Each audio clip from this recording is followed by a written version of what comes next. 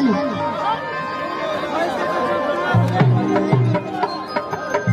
आज मुवनी हो हे रानी काहे सुतत बारू भुइया हो। आई रवो सबके बीच में शिल्पी राज। सबसे पहले पैर छू के प्रणाम बा और बड़ा खुशी होता रवो सबके इतना प्यार देख के मन गदगद हो गई और ऐसे ही आशीर्वाद रवो सब देते रही। एक बार दोनों हाथों पर चलिए बहुत ही रवो सबके 2021 में बहुत ही ज्यादा हमारा के प्यार मिलल आशीर्वाद मिलल और यही जब 21 से शुरुआत करे के बाद और बहुत दिन ले ऐसे ही हमारा पर प्यार हुआ सब बक्सर जिला के तारा बॉर्डर में यह आशीर्वाद है कि 21 में कोई 100 गाना तार हिट हो।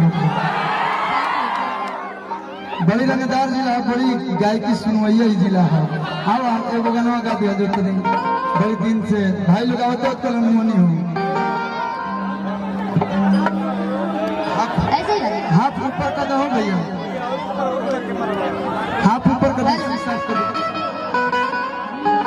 तने मन हल्का फुल्ला फिर से हल्का खाली कर दिया जाओ, इससे पहले रहा आज मुवनी हो। अच्छा कितना बढ़िया बात बा। सिंगरो है जे बाड़ी ओमे जोन परफॉर्म कइले बाड़ी उहो है जे बाड़ी ओमे जोन मरद बनल बा उहो है जे मरद मेहरारू। तने को जोर ताली बजा दे लोग तक नहीं मेहरारू जो मेहरारू बनल बा। हां ए रानी काहे सुतत बारू भुइया हो कि पूरा दहिया में घोड़ा तक सुइया हो।